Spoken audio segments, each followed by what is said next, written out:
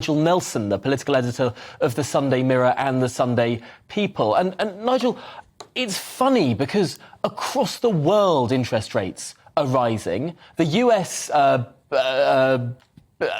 Federal Reserve has raised rates to 4% last night. That's higher than anyone's expecting the Bank of England to go today. And yet, to some extent, it's politicians that are being blamed in this country. Is that fair? Well, I mean, quite clearly there is a global problem. I mean, certainly coming out of COVID, the Ukraine war, there are external things that are going on, which has made life difficult for politicians.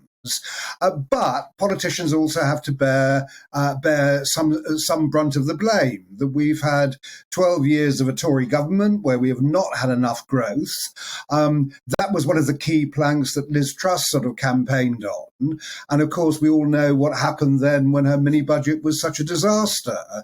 I think that when it comes down to the politics of it for Rishi Sunak, he's playing a very dangerous game to say, look, everything I promised you in my leadership campaign, I'm about to go and rip that up.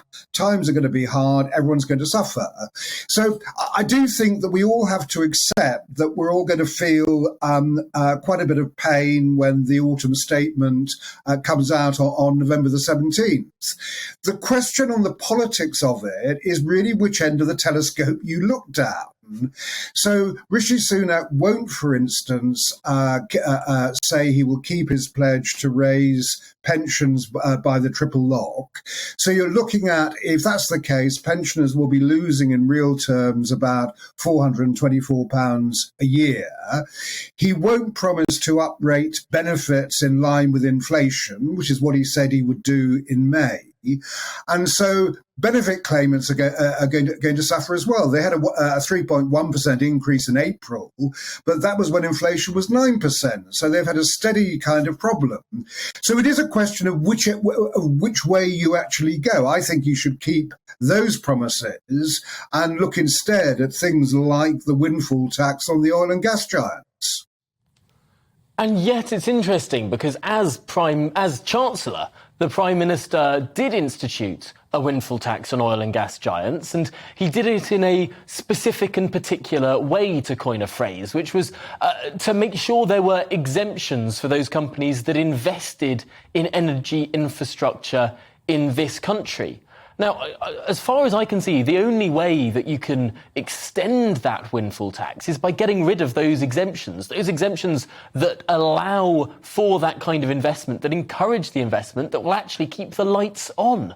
That seems like a very worrying path for any government to go down.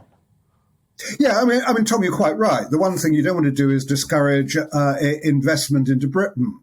But equally, that on the most recent figures of Shell and BP, they are making huge profit. So, in other words, they can afford to actually have the tax increase from, say, 25% to 30%, and the length of time that they pay it for increase too. So keep that going to 2028, which is what Rishi Sunak is considering.